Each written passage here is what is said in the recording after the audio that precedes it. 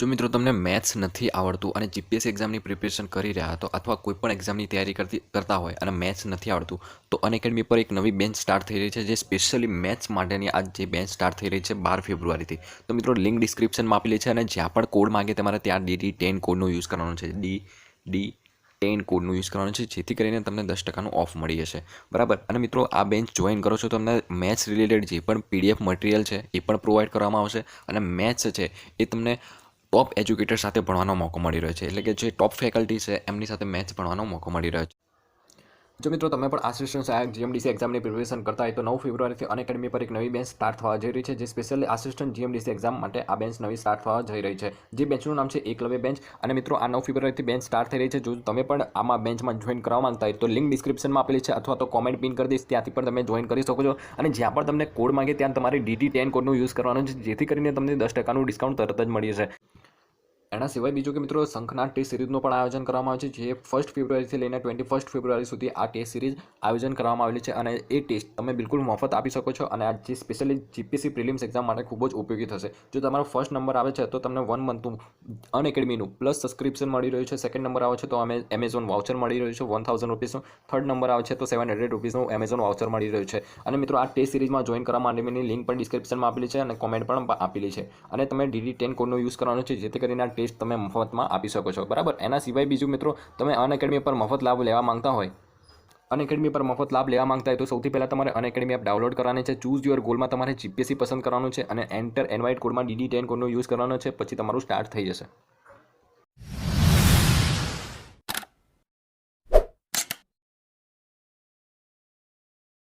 Hello everyone, मेरा नाम है शिवी और आज हम डिस्कस करने वाले हैं साइंस एंड टेक्नोलॉजी से रिलेटेड क्वेश्चंस जो जीपीएससी के क्लास 1 एंड क्लास 2 के एग्जाम्स में आते हैं. अगर आप जीपीएससी की तैयारी कर रहे हैं और आपको समझ में नहीं आ रहा साइंस एंड टेक में कैसे क्वेश्चंस आते हैं तो वो क्वेश्चंस आज हम डिस्कस करेंगे. इससे आपको आइडिया आ जाएगा कि कैसे क्वेश्चन साइंस एंड टेक्नोलॉजी में आते हैं. उसके साथ हम लोग साइंस एंड टेक में जो अभी करंट में चल रहा है, क्योंकि ये प्रीवियस ईयर क्वेश्चन है, इसके साथ जो जुड़े हुए क्वेश्चन करंट में चल रहे हैं उसके बारे में भी हम डिस्कस करेंगे. तो ओवरऑल आपका जो रिवीजन हो जाएगा साइंस एंड टेक्नोलॉजी का और थोड़े बहुत क्वेश्चंस आपको पता चल जाएंगे जो कि एग्जाम्स के लिए रेलेवेंट हैं. ठीक है, तो आइए वीडियो स्टार्ट करते हैं.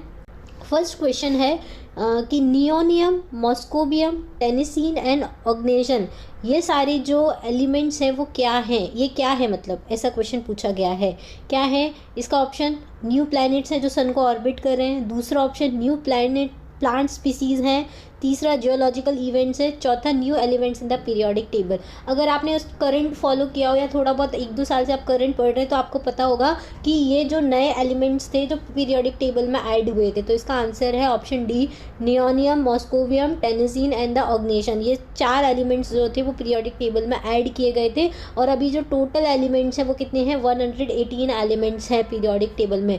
और पीरियोडिक टेबल किसने बनाई थी? तो मेंडलीव ने बनाई थी. ठीक है, ये याद रखना. केमिस्ट्री में पढ़ते हैं हम 10th क्लास में कि मेंडलीव्स की पीरियोडिक टेबल के बारे में पढ़ते हैं. ठीक है, तो ये जो नियोनियम है, मॉस्कोवियम है, इसके बारे में क्वेश्चंस, ऐसे क्वेश्चंस आते हैं जो करंट में साइंस में चल रहा होता है, जो नया ऐड हुआ होता है उसके बारे में. अब जो नियोनियम है उसका एलिमेंट नंबर है 113 और इसका जो सिंबल होता है NN होता है. मॉस्कोबियम का सिंबल होता है MC होता है. इसका एलिमेंट नंबर है 115. टेंसीन जो है उसका सिंबल है TS.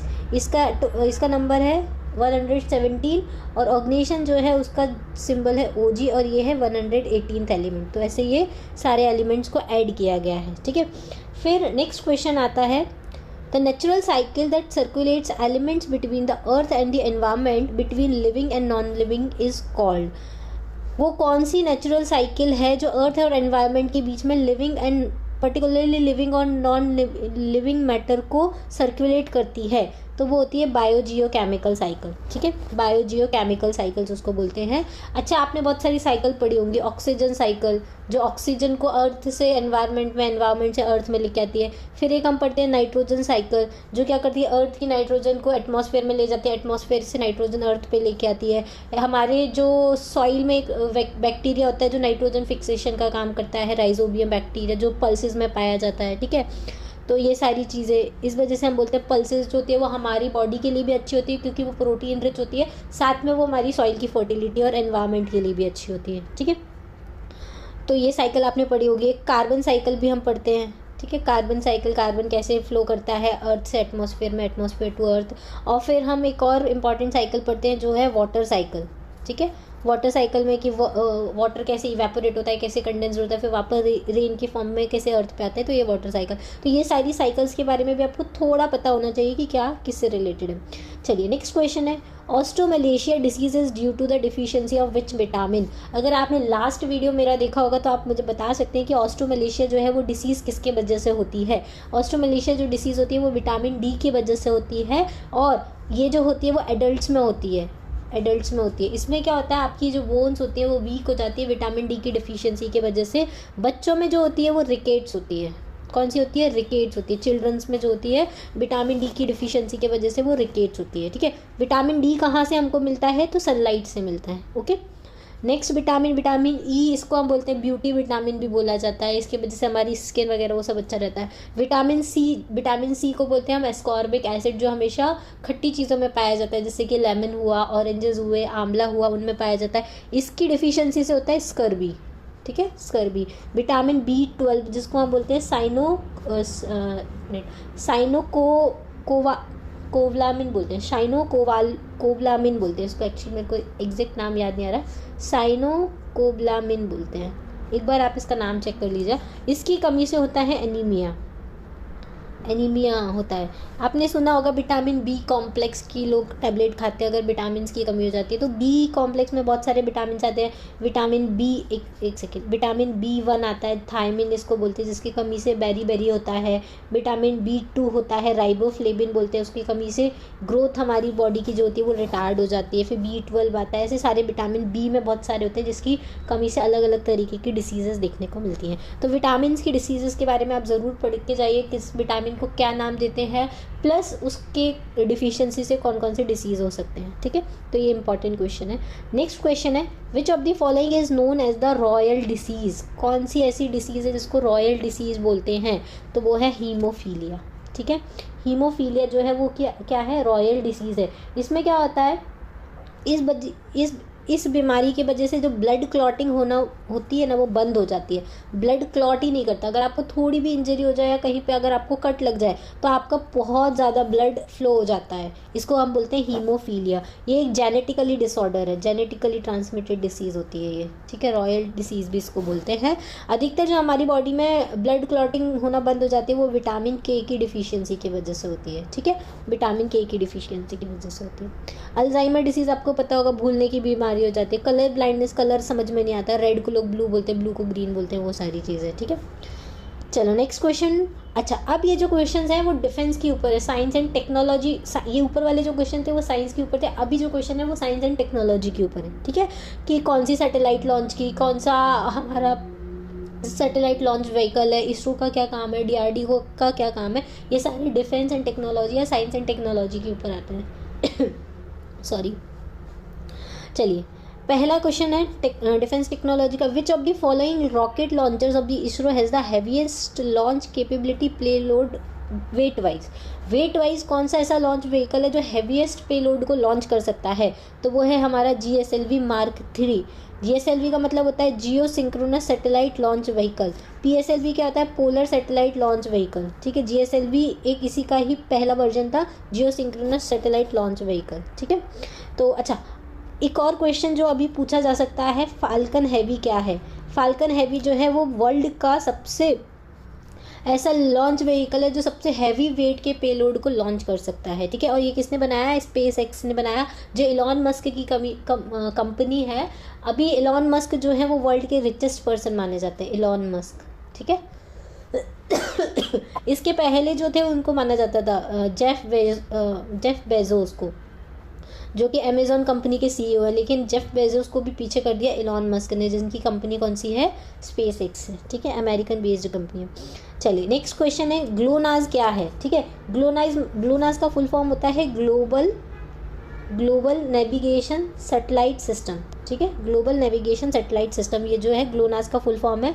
ये क्वेश्चन क्या पूछ रहा है, GLONASS is the space born navigation constellation system of which country का है ग्लोनास। तो ग्लोनास जो है वो रशिया का है, और हम जो यूज़ करते हैं नेविगेशन सैटेलाइट सिस्टम वो जीपीएस कहाँ का है, ग्लोबल पोजिशनिंग सिस्टम यूएसए का है, ठीक है। और इंडिया ने भी खुद का इंडिजिनियसली डेवलप किया है IRNSS, Indian regional navigational satellite system, ठीक है। इसको हम नाभिक भी बोलते हैं, क्या बोलते हैं, नाभिक, नाभिक भी बोलते हैं, ठीक है। इसका मतलब होता है नेविगेशन विथ इंडियन कॉन्स्टिलेशन, नाभिक का मतलब होता है नेविगेशन विथ इंडियन कॉन्स्टिलेशन, ठीक है। तो ये इंडिया के बारे में याद रखिएगा। चलिए नेक्स्ट क्वेश्चन जो है वो है, Indo US joint collaborate radar satellite project currently under way is known as. कौन सा प्रोजेक्ट है जो इंडिया और यूएस ने साथ में बनाया है, रडार सैटेलाइट प्रोजेक्ट है। तो इसका नाम है निसार। निसार का फुल फॉर्म होता है NASA ISRO synthetic aperture radar, ठीक है, ये इसका फुल फॉर्म है, ठीक है। अच्छा, इसके साथ साथ मैं आपको एक और चीज़ बता देती हूँ कि हमारी कंट्री में जैसे आदित्य L1 मिशन है, आदित्य L1 मिशन, ये जो है वो सोलार मिशन है, जो सोलार मतलब सन को स्टडी करने के लिए जो मिशन सेंड किया जाएगा, आदित्य L1 मिशन है, ये 2020 में लॉन्च करा जाना था, सोलार ऑब्जर्वेशन सैटेलाइट है, ठीक है। नेक्स्ट है हमारा मंगलयान 2, मंगलयान 2, ठीक है। मंगलयान 2 जो है वो 2024 में लॉन्च किया जाना है, ठीक है, ये याद रखिएगा, 2024 में लॉन्च किया जाना है। एक चंद्रयान 2 लॉन्च किया गया था अभी, जो कि क्या हो गया था, फेल हो गया था, क्योंकि जो विक्रम लैंडर था उसकी सॉफ्ट लैंडिंग नहीं हो पाई थी, हार्ड लैंडिंग हो गई थी, उसके वजह से विक्रम लैंडर जो था वो डिस्ट्रॉय हो गया, जिसकी वजह से प्रज्ञान रोवर जो था वो भी डिस्ट्रॉय हो गया, ठीक है। तो चंद्रयान 2 के बारे में याद रखिएगा। Next question, which of the following was India's first multi wavelength space observatory. इसमें से कौन है जो इंडिया की पहली मल्टी वेवलेंथ स्पेस ऑब्जर्वेटरी है। तो वो है एस्ट्रोसेट। कौन सी है, एस्ट्रोसेट, ये 2015 में लॉन्च की गई थी, ओके ओके। चलिए नेक्स्ट हम इसमें जो ऑप्शन है उसके बारे में देख लेते हैं। मार्स ऑर्बिटर मिशन, हमको पता है कि ये हमने कब लॉन्च किया था, 2014 में लॉन्च किया था। पहला हम इंडिया में ये पहला मार्स मिशन था जो लॉन्च किया गया था 2014 में विदाउट फेलियर, मतलब पहली बार लॉन्च किया, पहली बार में ही सक्सेसफुल हो गया था, ठीक है। और इंडिया वर्ल्ड का 4th कंट्री है जिसका मार्स को ऑर्बिट करने वाला मिशन लॉन्च किया था, और 2nd कंट्री बना है जिसका फर्स्ट अटैम्प्ट में मार्स ऑर्बिटर मिशन जो था सक्सेसफुल हो गया था, ठीक है। मंगलयान मूवी देखी होगी, मंगलयान ही नाम है, मंगल ऐसे कुछ नाम है उसका, मंगलयान, अक्षय कुमार की मूवी है, मुझे रिकॉल नहीं हो रहा है, ठीक है। नेक्स्ट इसी में है चंद्रयान 1। तो चंद्रयान 1 जो था वो तो 2008 में लॉन्च किया गया था, वो था फर्स्ट ऑर्बिटर मिशन था, सिर्फ ऑर्बिट कर रहा है चंद्रमा के बारे में, और वहाँ से जो इमेजेस ले लेकर हमारे इंडिया में सेट करता रहता है। फिर चंद्रयान 2 जो था वो उसमें क्या क्या 3 चीज़ें थी, एक ऑर्बिटर था, दूसरा लैंडर था, और तीसरा रोवर था, ठीक है। लैंडर मतलब, ऑर्बिटर मतलब जो सन को चंद्रमा मतलब मून को ऑर्बिट करेगा, ऑर्बिट करने के बाद वहाँ उसकी सरफेस पे लैंड करेगा, उसको बोलते हैं लैंडर, और इस लैंडर का नाम था विक्रम लैंडर, ठीक है। लैंडर के लैंड करने के बाद उसमें से एक रोबोट निकलेगा जिसको हम बोलते हैं रोवर, और इस रोवर का नाम था प्रज्ञान, ठीक है। अब फेल क्या हुआ था, ये जो लैंडर था उसकी लैंडिंग नहीं हो पाई थी चंद्रमा की सरफेस पे, इसकी वजह से ये पूरा का पूरा डिस्ट्रॉय हो गया था। ऑर्बिटर अभी भी ऑर्बिट कर रहा है, बस जो विक्रम लैंडर और रोवर है वो डिस्ट्रॉय हो गए, ठीक है, ये याद रखिएगा। आदित्य L1 मिशन, ये मैंने बोला था आपको जनवरी, अच्छा ये डिले हो गया है, अब ये कब लॉन्च होगा, जनवरी 2022 में लॉन्च होगा, ठीक है। ये इंडिया का पहला सोलार मिशन है जो सन की स्टडी करने के लिए जाएगा, ओके।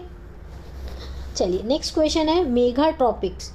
मेगा ट्रॉपिक्स क्या है, तो mega tropics is a collaborated satellite project between which 2 country. ये जो मेगा ट्रॉपिक्स है पहले मैं आपको वो बता देती हूँ। ये मेगा ट्रॉपिक्स जो है वो वाटर साइकिल को स्टडी करने के लिए बनाया गया है ट्रॉपिकल एटमॉस्फेयर में।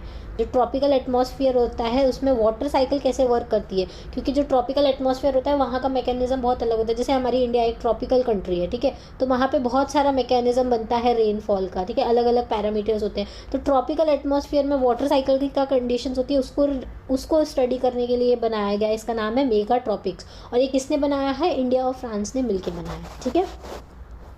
चलिए नेक्स्ट क्वेश्चन है देखिए, अब आप देखिए कि कैसे क्वेश्चंस आते हैं साइंस एंड टेक्नोलॉजी के ऊपर, मतलब आपको क्या क्या नई सैटेलाइट्स लॉन्च होने वाली है, क्या क्या किसके कोलैबोरेशन में बनी है, ये सब आपको पता होना चाहिए। ठीक है, उसके बाद क्वेश्चंस आते हैं हमारी स्कीम से कि गवर्नमेंट ऑफ इंडिया ने कौन कौन सी स्कीम बना रखी है और उनमें से उनके क्या क्या मोटिव्स होते हैं। अब ये जो नेक्स्ट क्वेश्चन है उसी के ऊपर है।